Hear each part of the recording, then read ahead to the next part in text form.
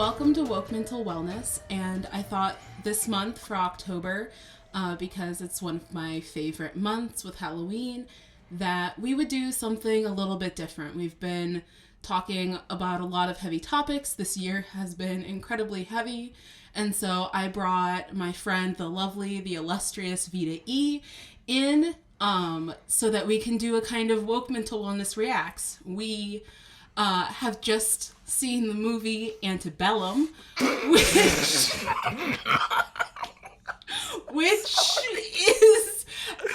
so this episode is going to be different than I thought it was going to be. I had mostly kept myself away from any reviews, any spoilers, anything like that, so that we could do this pretty fresh. And I thought, foolishly, that we'd be able to talk about Black horror movies and why they're important, why we love them, and how they're important to maintaining and seeing our Black joy and having some forms of escapism outside of the world right now in 2020, because the world right now is really traumatic. However, based on the film that we just watched, this conversation may go a little bit differently. So I'm going to go ahead and we're going to throw up all of the trigger and content warnings: slavery, abuse, rape, racial slurs. Just, if you think about the history of America and everything that chattel slavery, everything that present day racism and systematic bullshit has, then that's the trigger warnings for this episode. We are going to end up going off. This film was terrible. And instead of being able to have a conversation about Black excellence and Black joy, we're probably going to talk about why you should never see this movie, because 2020 is too harsh. So I want to first give Vita E a chance to introduce herself before we divulge here. What? And thank you all for this episode. If you don't want to hear a ranty reaction video about the movie Antebellum, thank you, and we'll be back to some normal episodes soon. I wasn't ready for this part. Hi, I'm Vita. I was also in the room for that experience. We'll just call it an experience. That was Antebellum, and I don't even know. Do you want to tell people who you are real fast? Oh, right. I guess I should, huh? So, and on top of being friends with this amazing human right across from me, I'm a percussionist. I am an activist, an actor recently, which has been kind of strange to say out loud. I do music by trade and by passion, but going on these lovely rides here throughout Black culture apparently is going to be a part of that experience as well this year. So thank you for having me on your show. Definitely look forward to doing this more than once. Hi, everybody. Hi. Yeah, so let's get into two Black queer folks just ripping apart a movie. So, oh my god. Hot takes. I literally only have one positive about the entire movie. Yeah. Damn, they can film Black people right when they want to. Yes, I will. can. That is the only. God, it's like some of the popping. The melanin was on point. Hunty. Gold. So good. Black gold. Like, they made motherfuckers look like art pieces, and with that camera work and with the way that they went about some of the imagery they decided to use. Just like the opening sequences, probably some of my favorite parts of the entire film. Because we didn't know what the hell was happening. Absolutely, we still had hope. The cinematography and the ability to properly film Black skin. perfect. Also, I have to say that my favorite part of this movie was the costumes. I enjoyed basically in the modern day pieces. Oh, by the way, spoilers for this piece of shit movie, everyone. Spoilers. Just don't see it. You don't care. But you don't want to watch it. In case you want to subject yourself to it, spoilers. But in the modern day pieces, like the Confederate pieces, oh my god, weren't bad, but like the modern day outfits that they had everyone in were perfect. From the little girl to Janelle to her friends, like even to, I don't know, Rebecca the Third or whatever the hell she was. Yeah. The evil white bitch. She, like, they were good costumes and I appreciated that. The period costumes also weren't bad. I mean, they were tropey. They were. And I've seen those before. Like, my mom used to have all the VHSs of North and South. And it looked like they just took all of Patrick Swayze's wardrobe from, like, the entirety of North and South and, like, cloned it and turned it into the Confederate uniforms. It was very basic. Yeah. Which, like, I guess from a production standpoint, you don't want to give Confederates a whole bunch of, like, good look. But, like, the way Janelle Monáe's costumes were coming in and out of the hotel for dinner, outfits, the one in her talk, all the outfits that they had in, is her name Gabrielle Henderson? Is that her name? Oh, I don't know. We should have looked up the names of the actors. Gabore Sidby?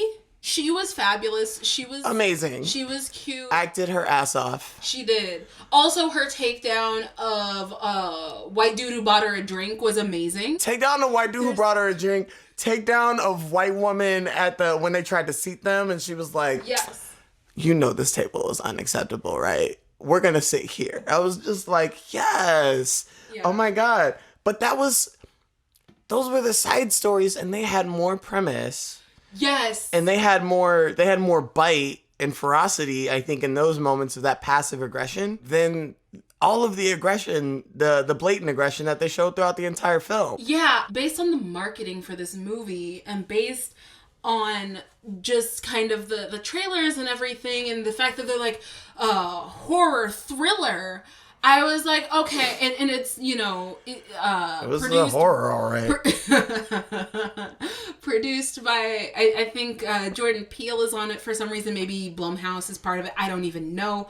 But like, it's not his writing. He didn't like direct or anything. But I was like, oh, okay, cool. So this is gonna be in the same area as like Us or Get Out or something like that. And that's why I thought that we were gonna be able to do this episode as a like, man, I am a black horror fan. It's October. Like, we may have to come back and watch one of those other films just so we can like palate cleanse. And so that we can also talk about like how it's been done well. Yeah. Before, because there are movies obviously before Jordan Peele's like amazing productions. Like, Jordan, my guy, if you ever hear this, you put your foot in those films, and you're also funny as hell. So Jordan, you did that. Whoever the fuck wrote this, I need to talk to you. So let's go through some gems. So Antebellum is written and directed by Gerard Bush and Christopher Renz. Gerard is a black man. Christopher is a white man, from what I can tell here. And whoo, boy, do we need to have a conversation. I just want to talk. Because there is so much trauma. How about the entire first third of the movie didn't even really present a plot outside of, like, sexual assault, flat out murder. Yep. Flat out enjoyment of said murder. Yep. Blatant racism, asking them to sing Negro work songs in the fields, and it led nowhere for the longest time. And honestly, I would probably have less of a harsh criticism about this film if they would have cut half of the first third of this movie out.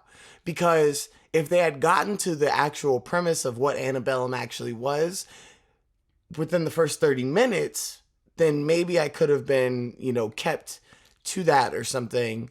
Within the first 15 minutes, they spent way too much time building the Confederate plot. Yeah, well, and here's the thing, though, is, like, I think if they had cut out a bunch of if that first segment had been those shots, her seeing all of this and being dragged into the cabin, and then the switch immediately in, like, 10-15 minutes, then they would have actually had time to do something.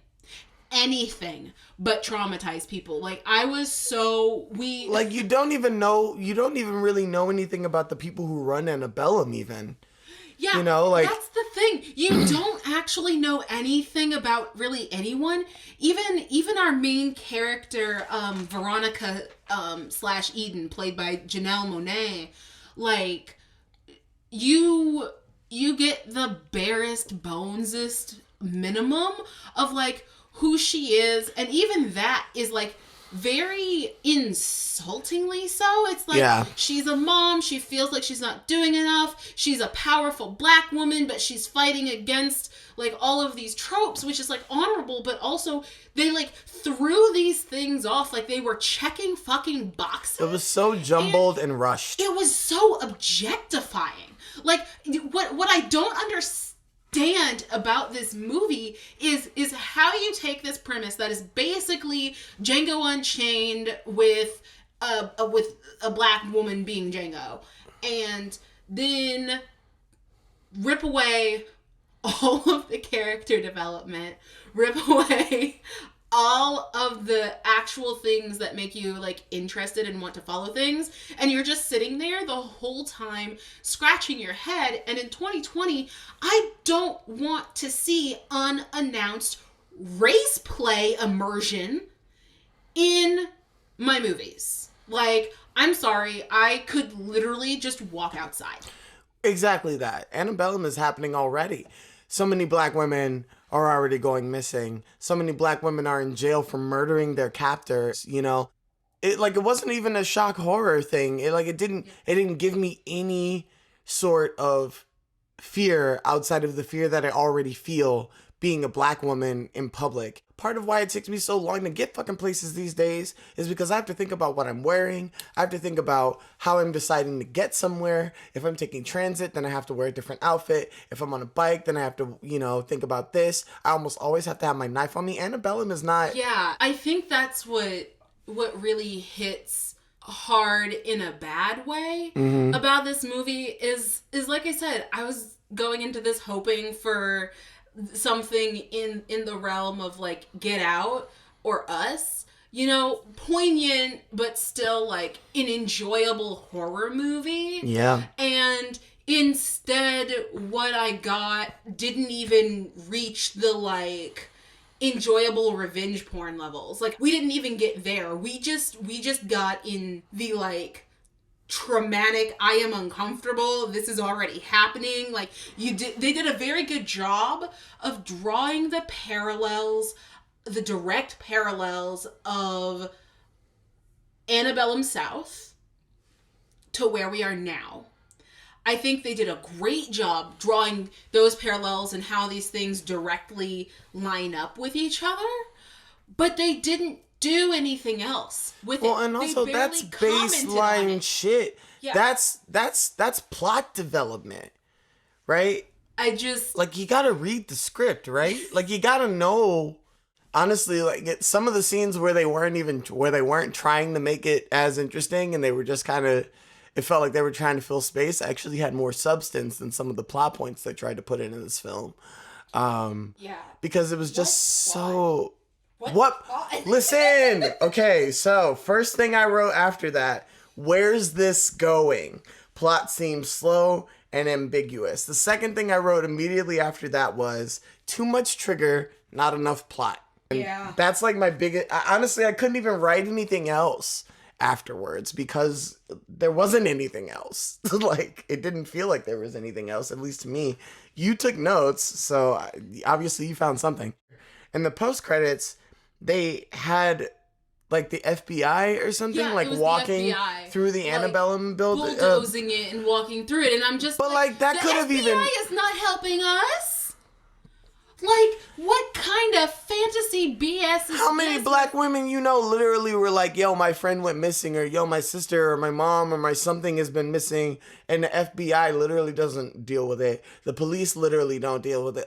I'm from Cleveland, Ohio. There was, I don't know if you remember the Anthony Soul case. So Anthony Soul was down the block from me.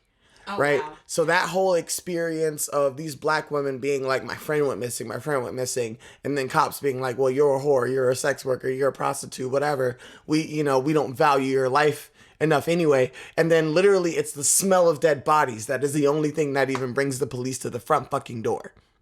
So like, this doesn't happen. The FBI doesn't show up to rescue black people en masse. When's the last time you seen the FBI show up to a city full of black people with their well-being in mind? So, like, one of the things that I think this film did touch on a little bit, I mean, it's kind of like looking for gems in a turd, but, like, still.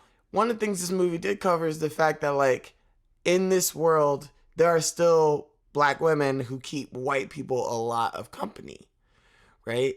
In the hotel with the third friend, and this, like, her publicist is a white person, or the person who's at her book signing is a non-black person.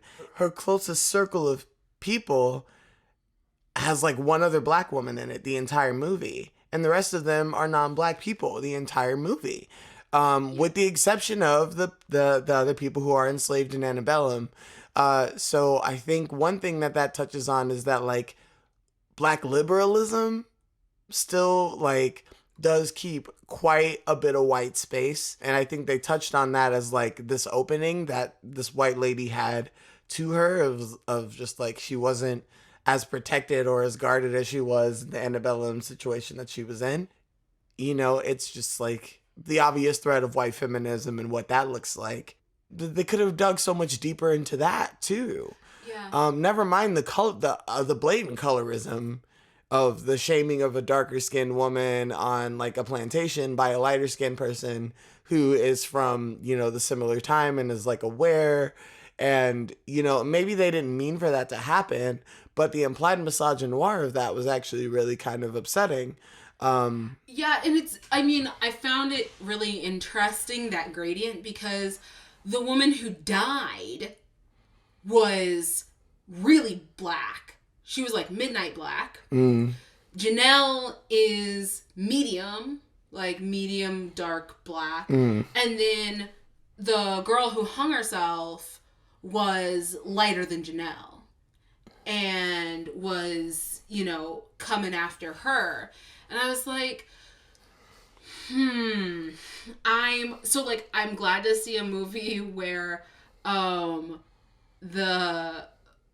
black husband is of the same color. Like, having, like, that is but that barely even lasted either.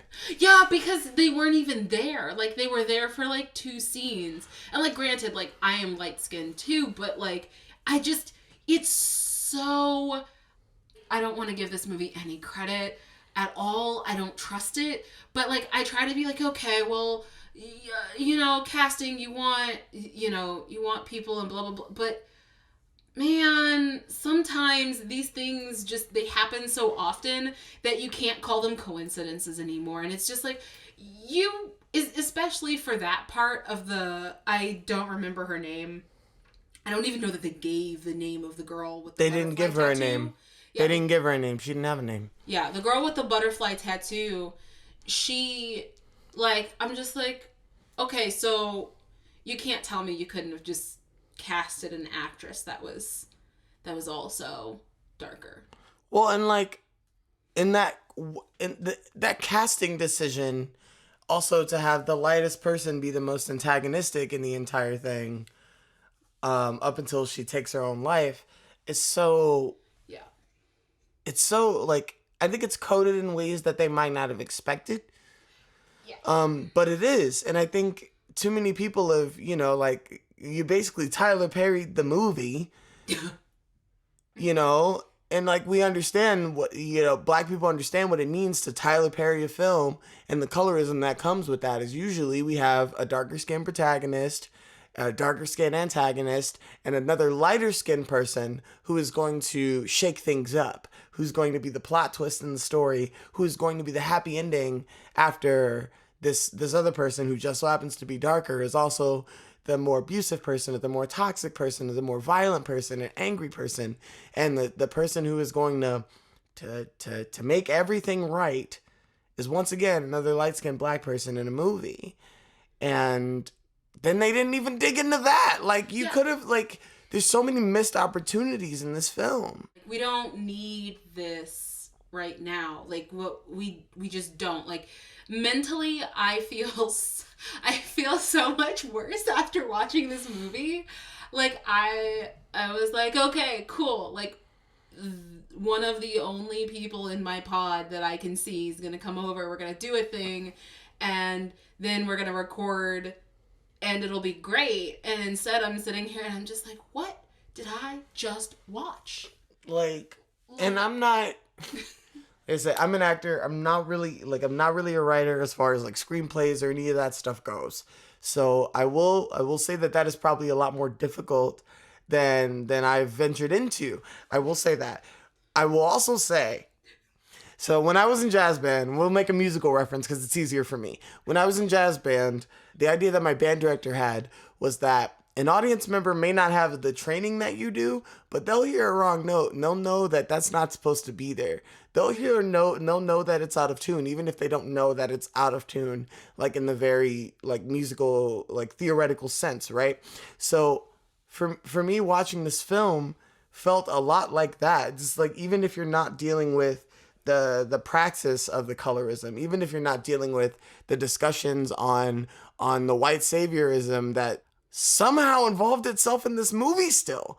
I don't know how that happened, but when I think about that, it's just like those things are so obvious, and you don't have to be a screenplay writer. You don't have to be fucking James Cameron to know that movie was sloppily done. And just like, y'all had the budget. What was the budget? 12 million? 15 million. More funding than like, I don't know, like Chicago's entire education budget. Like, oof. I'm just like, you have the money to make that a better film. And you have it's very obvious that those people can act. Yeah, that's the They're thing. not bad actors. No, they had really good actors. I think that, like, and that's the thing, is like, the movie is trash, but the performances are good for what they were given to work with. Right? Like, you clearly have people who can act. You clearly have people who, like, would have done the world with this movie if they were given the opportunity. But instead, we have this slavery slog, which, my God, could we see something besides slavery? Because black people are more than just slaves, and I don't fucking want to see it anymore. In this movie, when I realized what was happening in this movie, it felt like a gut punch, because by that point, it felt like some white racist fantasy. That is what most of this movie was. So many films have decided to go that route these days, and I don't understand it. Like the film about the cis guy who pretends to be a trans man or some shit like that. Like there's just way too many films where we lean on the trauma too hard. Again, this could have had more supernatural elements. It could have had more magic. It could have had something God, else. Play into that would have been okay. What would it have been like if this movie had been allowed to actually play the ancestor supernatural route and actually explored the hidden religions of enslaved peoples? Yep. In a way that also addresses like African traditional religion reclamation in modern day. They could have leaned on any of those things. Also, this movie is an hour and 45 minutes, and we have 3 on-screen rapes and multiple off-screen. And yeah, I'm sorry, but no. No, absolutely not. Like, why? Why would you? Why was this seen as necessary? Why was this seen as important? The scenes aren't necessary. They're not necessary. Not necessary. Like, there's no reason at this point that black people in the 21st century need to be reminded of the explicit details of what happened. We know what happened. We're not the ones who forgot. We're not the ones who are trying to forget. We don't need explicit depictions. Period. Well, in general, in my personal opinion, we don't need explicit depictions of rape anymore in cinema. We don't need it. There are ways that it can be done that aren't so explicit, that aren't so traumatizing. If you absolutely have to have it in the plot, then there are ways that can be done. You don't have to keep making that a big part of your production appeal. You know, what even is the anchor? What even is the angle of constantly including that in a production? Well, I mean, like, let's be really honest. We've got 2 men writing the story of a black woman. Again. And that's just, I don't know that I have to say more, is like I wanted to like your movie, but you wouldn't let me. Every turn was another thing that was like, yeah, I know, I get it, not safe in this world. Oh, cool, right, forgot. I also need to remember to make sure I never get into a Uber, into a like ride share, without checking first, because that's how she got that's how she got kidnapped. But that shit happens. Yeah, nothing new was offered in this film. Yeah, but that's what I'm saying is the whole time I'm just sitting there like, right, that's the thing that can happen to me. Right, that's the thing that could happen to me. Oh shit, we're probably like 6 months from that happening. Right, like I didn't think about how dark it was gonna be on the bike ride home today. Like, come on. This is not new. You could have. There's just so many different things you could have done. Like, if you have to give, if you absolutely have to, if you feel so compelled to give us another fucking African slavery movie, do something different. Give me something. I've seen Roots. I've seen Queen. I've seen Gone with the Effing Wind. Like, it feels, once again, like this was solidly in that like white savior, but like also horrible white person fantasy mode. Mm. And then this movie, instead of going all the way and being like, yep, nope, but white people are still good, here's how they save Harriet. Like, this movie was like, oh, right, this is bad. This is bad. This is bad, and we should feel bad, so she gets away. And the FBI comes in and frees everyone. Because the government's so known for that. Yeah, because the Civil War worked so well. Racism's over, right? I mean, and of course there aren't children and people in cages right now.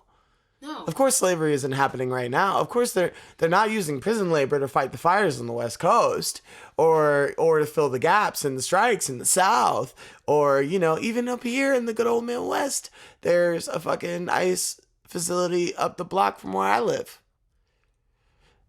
Yeah, you know, like, this is not new, and it's just, I would have loved, here's what I would have absolutely loved. I would have loved and hear me out on this because this is going to sound nonsensical at first. I would have loved an Assassin's Creed-ish type route. So the way that, for those who haven't played the game, Assassin's Creed essentially goes looking for hidden artifacts and certain memories inside the hidden genetic codes of human beings' ancestors. So, at least as far as I've played, I've only played the first one, but like that's essentially one of the things is they go hunting in the memories of the ancestors of present day human beings for things. Now, what would have been cool is if white people had somehow tapped into the scientific ability to bring people into like the states of their ancestors, consequently bringing them, now this is all loose, consequently bringing them back to slavery era through the genetic codes of their ancestors. Now, if they had done a route like that, they could have kept the modern day thing similar to Get Out, where the whole thing in Get Out was, we want your body. We want parts of you that we don't have. We're not adequate enough. We don't consider ourselves as white people adequate enough to have those things. We'll take them from you. Scientifically, there was a real world tether there, but there was also that supernatural aspect that made it especially terrifying. And I think that's an angle they could have taken, because the quote that they led with made me think that that's where they were going. That they were trying to do some sort of a time travel or an interdimension or a cross-dimensional plot where slavery didn't end in this plot. So we're bringing people from the plot where slavery ended and we're pulling them into this plot where it didn't. Or something like that could have happened. That's exactly what I thought was happening. I thought it was an alternate timeline. I wrote down, because they were talking about we're winning, we have our eyes set on Washington, like right. we're gonna take back our country. Lols. It was always ours, lols. Yeah. Oh my god, we both lost it at that piece. We were just like right, because native peoples never existed. Okay. Anyway, but like that's where different episode. Yeah. That's where I thought we were going, but I mean, and they had that opening at the hotel when they literally had this white colleague of hers giving a panel on that exact premise. On that exact topic. And that's the thing. But then we literally went nowhere. Like, the movie, what's really interesting to me is that we actually did go nowhere.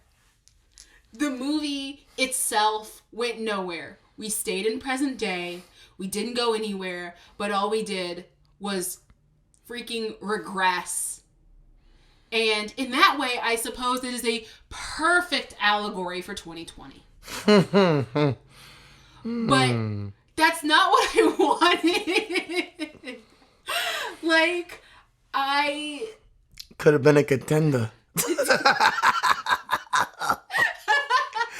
You could have been a contender. Oh, it didn't work out for you though. I'm so sorry for everyone. I'm so sorry for, like, I hate that you paid money for it. Please let me give you some money for this. Please give to my Patreon so I can get my money back. Oh my god. Jeez, what a disaster of a film. I paid for this movie. I can't believe I paid for like, this movie. I would have watched the Nina Simone biopic twice if I didn't have to watch that once. Like, hi, just reminding you that you're still enslaved. This movie cost me $19.99 plus tax. Y'all, for real. Like, this movie was $19.99 on Amazon, and Amazon, I want my money back because I need that money to pay for my extra therapy session now. Like, fuck this. And this is like, I guess I won't lean too much on this, but it feels irresponsible to me given everything that Me Too exposed. Right. It feels very irresponsible that we're still leaning so hard on this one specific piece of trauma. This one specific, like, is it because we know nothing is changed that we feel okay with this complacency to put this garbage material out that is like sure to traumatize at least one person who watches it. There's no heads up. There's never any warning for that sort of thing. And people have to process that. Yeah. You know, and you've already been paid and you don't have to think about it anymore. And like you're getting rated by, I'm assuming, white critics who think this is the holy grail of white savior film. Because now we get to feel super bad about ourselves now that this has happened. So we get to forget about Breonna Taylor and all these other people. Well, because we get to know that there's the bad ones. Ugh. And we're not the bad ones. We're just the fucking waitress that tried to seat them next to the effing dirty dishes in the bathroom. Or the person who didn't want to give them a reservation at all. Yeah. Or we're just the TV pundit. Or they're just the TV pundit that tried to argue that, like, black people ain't shit. Like, not the bad ones. The bad ones are the ones that are at Antebellum. And, like, it's very clear that this is not a radical film. Because if this was my film, we'd have gone into the fact that it's the same. Like, whether you're gatekeeping at the hotel lobby or literally kidnapping someone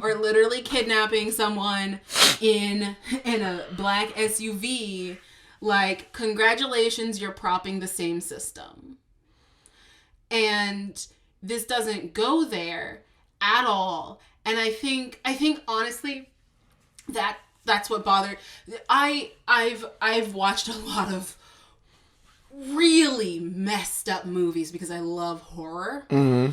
And I will watch the bottom of the barrel. I have a strong stomach for horror. I love it. Can you even call this a horror film, though? And that's where I'm going. Is I have a strong stomach for this stuff. And so the thing is it's not just that we're seeing another slavery movie. Right. It's not just that it's stale. It's not just that I already have seen Django. It's not, and that, they did it better. Like, it's not even that. It's that it doesn't do anything at all. Like, the only thing that movie did was upset me. Yeah. And literally the only thing that movie did was upset me. That's what gets me the most about this movie isn't that it was brutal. Like, I have seen plenty of brutal movies. It's that it was brutal for no reason. No reason. It was not entertaining. It was not good. It didn't tell a story that was compelling or needed to be told or anything. Like, the other controversial movie lately, I haven't seen it yet, I plan to, is Cuties. And there's a lot of misogynoir involved in the criticism of that film. Yes. Because that film was made by a black woman. The same people would have probably watched and or starred in Dance Moms, which was a white produced show, if anyone remembers, where the same sort of acts and the same sort of dance moves were also being peddled as the moves that would win the competition. And they made a whole series about the moms who bought into it, but they were all white moms. So then it was fine. No. Don't you know there was like one black one for like a season or two? And I think if Antebellum did it tell any stories? Yeah. If Antebellum had told a story, goodness, I might not have felt so angry and so betrayed. But, like, time is short. This year is really taxing. And I don't want to spend my money to watch, like I said, immersion race play. I'm not a race player. That's not my kink. I don't like it. It's not my thing. And that's essentially what this movie is, because you've got all of these black women being raped by these white men who clearly have a thing for black women. And then... God, they even have the nerve to humanize one of the Confederates by making him socially awkward. Yeah. Well, right before he beat the shit out of a pregnant woman. A pregnant woman who later on hung herself. Yeah. Because he made her miscarry. Because he kicked her in the gut. Like, for real. So, here's the thing. You brought up Get Out. And honestly, Get Out did this movie better. Too. The kidnapped black person being used and abused by white people, it's like, that's like infinitely better. Get Out was infinitely better. Like, it was tense. Like, Get Out was like tense. It was an actual thriller. It had the slightly supernatural element, but it said something. And there are so many threads in that movie, and it tells a story, and it tells multiple stories, and it takes you through why white women tears are dangerous. Mm-hmm. It takes you through why neoliberal bullshit can't be trusted. It takes you through this veil of white niceties, and I'd vote for Obama for a third term, and all of these things, and it very, very eloquently is like, this is why this is gross. This is why you're, like, this is why it's bad. You should feel bad and you should stop it, because this is what this is. And it doesn't pull any punches. Antebellum, on the other hand, is like... The only punches it didn't pull were against the black people watching the film. Accurate. Like, we'll give you black death, we'll give you black trauma, we'll give you black abuse, we'll give you all these things, and we'll make the white people responsible, but we won't really get into why, and, like, we'll make any retribution that they receive purely based and rooted in violence and death and gore, and that's gonna be enough, I guess. Yeah, we don't actually get to see what happens. We see the sign... We see the plantation sign get bulldozed, and that's like the last. And there's no MO. There's no MO. Like, and we get what the general MO is, right? Relive racism with actual slaves, right? Now but what's the point? Yeah. What would be the point of recreating something like that? We don't even get that from the villains. We don't understand why they even want that. You know, outside of the fact that they're white, right? And, you know, like, white people owned slaves in the past. Like... Yeah. Well, and that's the thing, is it gives this half-ass, because I guarantee you they would say that they did, because that piece where they're like, yeah, well, they said that you were spreading such filth. And it's just like, okay, so we got it. Like, keep the black man down. But, like, honestly, that is not enough to make a movie. That's just the news. And also, why are the other people there? What, were they picked in the same way that she was?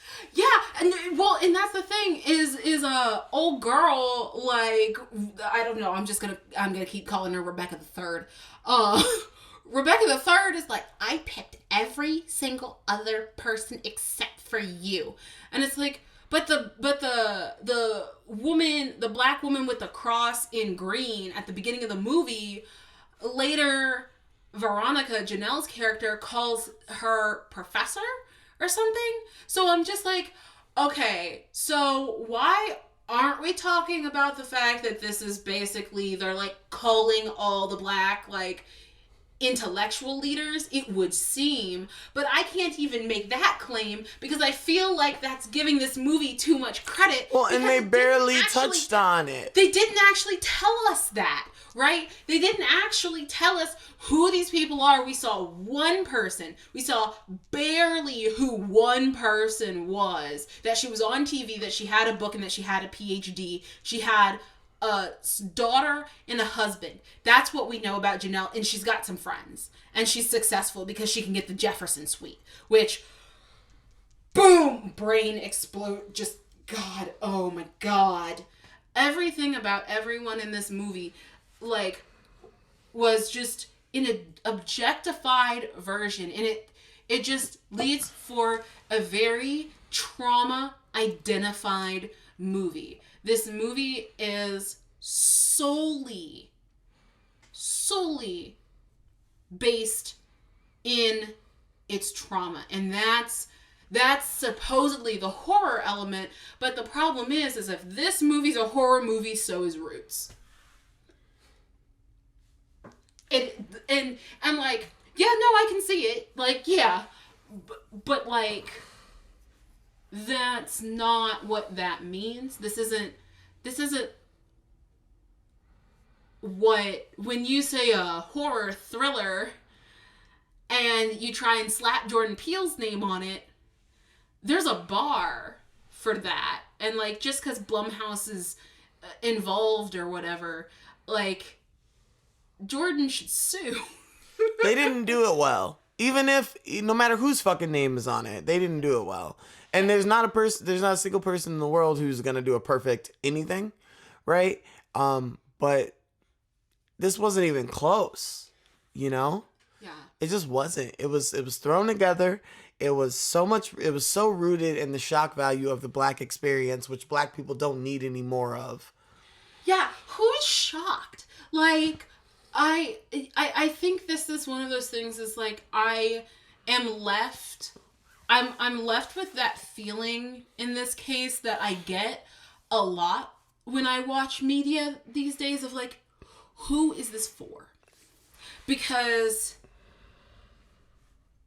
it's just trauma on screen for black folks. It's either uncomfortable or unsatisfying for white folks, depending on which side you would be on. Uh-huh. Because uncomfortable for the quote-unquote good folks, unsatisfying for the people who would be taking part in this sort of a reenactment because they didn't get away with it. Or the movie leads us to believe they didn't. They don't show it. They don't show any of it. But like, and then you don't have any other representation of anyone else except for the like one East Asian looking person that was on screen for 30 seconds. Like, who is this movie for? I mean, that seems like a good note. I don't know. That seems like a good spot to be, because I don't think I have anything else to add to that. Like, who is it for? I don't feel like it was for me. Yeah. Of course there's no queer representation. There's no, I mean, even in that Black Women's Symposium, you couldn't see anything that looked, yeah. You know, it looked very, very like black academic, cookie cutter, like. Yeah, there's the slavery, and then there's the high earning black folks. There's no class explored. There's no anything like that. There's no queerness. There's no other people of color. There's no actual exploration of any of the black and white race issues that yields any kind of anything. And I'm just sitting here, I've got a page and a half of half-assed notes here, and and it's just like, okay, so we checked the box for creepy white children. What was that even about? It like happened and it wasn't connected to anything, and then it was so that piece, and you can tell that I am a very type A, that I can tell you this because this movie was trash, but that was the little girl from the plantation. It was another one of those half-assed foreshadowings. That was her mom. Her mom is Becky the Third. And so butterfly tattoo's name, that little girl named her Julia. That was that. Oh, yeah. So, slave named Julia. Like, that was that little girl. Yeah. That's the only tie-in, but we had They did that for like, that was like a minute of the movie. Yeah, but no, we had to check the creepy white child in a dress. cliche. We checked that movie. But like I wrote down here harassment is for everyone because of the harassment in the car of the driver. Yeah. Oh, we did get another person of color. We got a Latinx man driving the effing ride while being sexually harassed by his passengers. Being harassed by his drunk But it's passengers. fine because they're femme, and I guess that's okay still. Like, we have, and also like, the meaningless symbolism has to stop. They kept playing up the butterfly motif. Julia, like, slave named Julia had a butterfly. There was a butterfly on Veronica's book. There was a butterfly on the computer screen when she was talking to Rebecca the Third. Like, they kept popping this up, but it means nothing. And I think that this is one of those things where, like, it's just so insulting because it gives me the same feeling of when I watched Tyler Perry movies. There was a piece of classical music that was strings that kept coming in and out that was like eerie and foreboding and everything, but then nothing ever got scary. It didn't do nothing anything. Ever got. It was like putting terrifying music on a sequence where I was toasting a bagel and cutting an avocado. You know, it's like putting something on that, putting like terrifying music on something so basic and like not impactful to the story at all.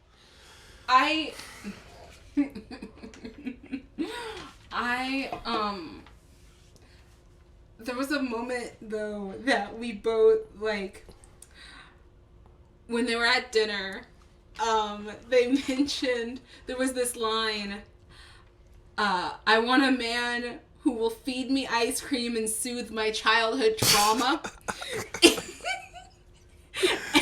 Mood. And I wrote the quote and I wrote mood next to it, but then I'm like, I don't care what gender they are, but I need someone to feed me ice cream and soothe the trauma from Antebellum. Because looking over at that waveform.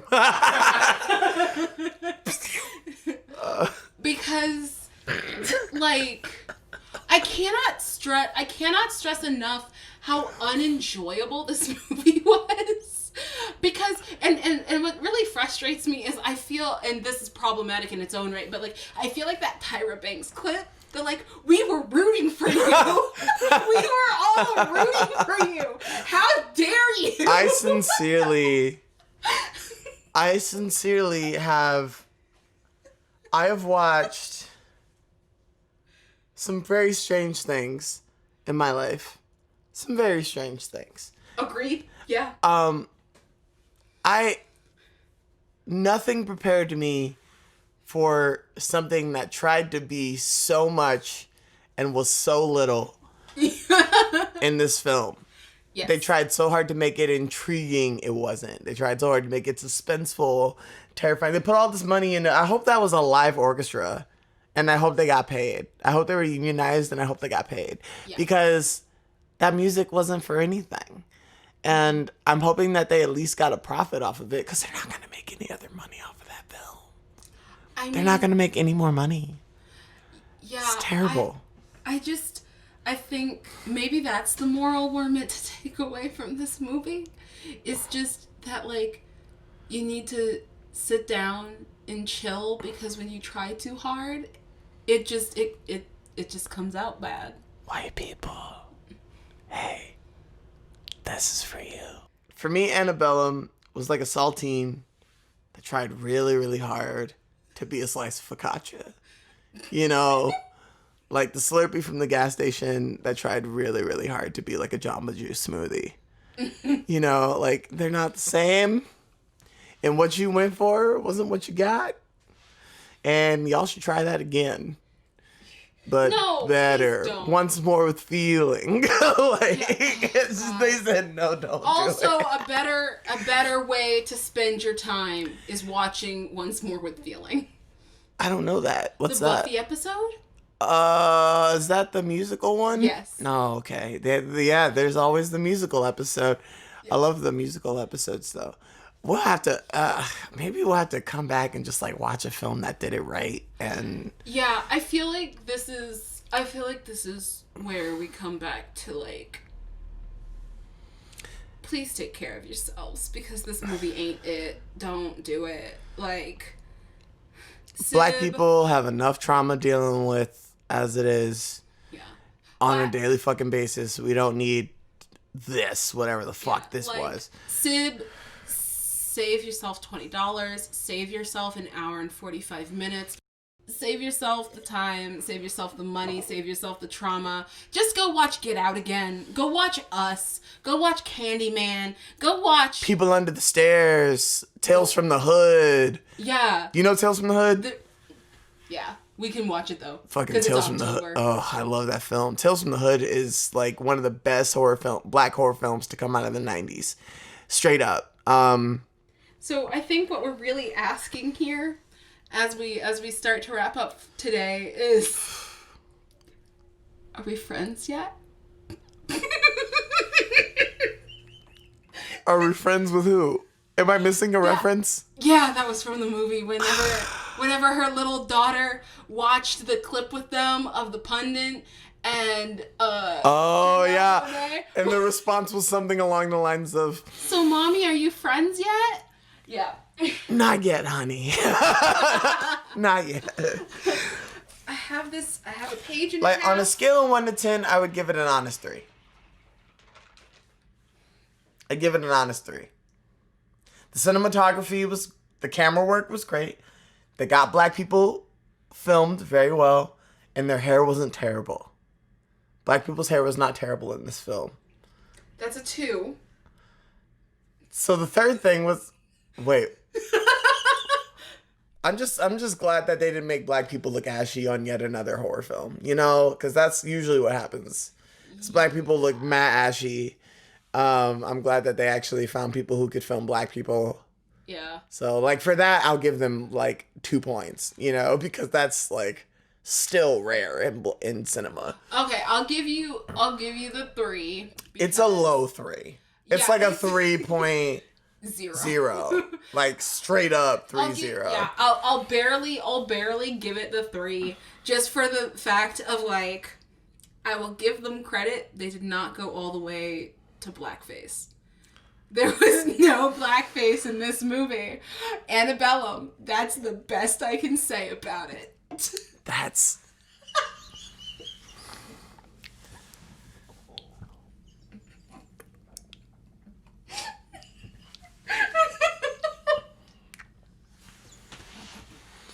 a pretty low bar there, Cassie.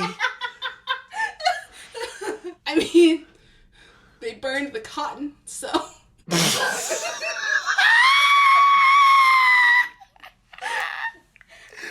Oh, God. Vita, I would like you to come back. so that we can actually watch something and have an actual conversation about Black Joy. But I will say, this movie is trash. But being able to spend this time with you gives me joy. That was, yeah. Oh, God. Can you imagine if you had decided to watch this movie alone? Oh, no. Honestly, I would rather go through most of the physical abuse I received from my siblings as a child than go through 5 Antebellums. Okay. Yeah, thanks for having me. Would love to come back. We'll have to have you back really, really, really, really soon. We'll pre-screen the movie next time. No more watching the movie right before, I suppose. Because we should have picked a different movie and we didn't even know. Listen, do not blame yourself for this. Oh, God, no. I'm not blaming myself. This was not my fault. I didn't make this piece of shit.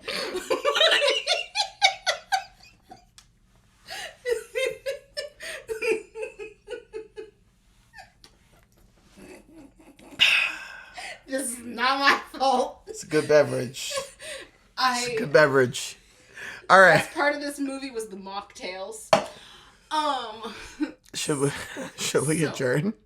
I don't know. Thank you for getting this far, if you've gotten this far. This is a woke mental wellness reacts, I suppose. And really, in all actuality, like, it's October. It's been a hell of a year. And in the lead up to the elections, please take care of yourselves. Do what you can. Watch good movies. Or if you like bad movies, watch like good bad movies, but just don't watch Antebellum. Remember to take some time. Breathe. Drink some water. Get some rest. Because it's a lot. And we all need something to make us laugh. And I guess maybe that's one small way that this movie succeeded, is because this is going to get cut down, but we've been recording for like an hour and a half and been laughing a lot. So camaraderie when you can, laughter when you can. This movie still ain't worth it. Please just don't watch Antebellum. But please do check out our Patreon. Give some money. I am down funds from watching this movie for y'all. If you like these sorts of reacts and rants, there is a Patreon tier where you can suggest a topic. And so I guess you could use that to do this. I might have to bump that tier up in price. So, thank you, Vita, for being here with me and experiencing this horror show. Thanks for having me. Yeah. And this was Woke Mental Wellness, a Black queer podcast for Black queer people by Black queer people.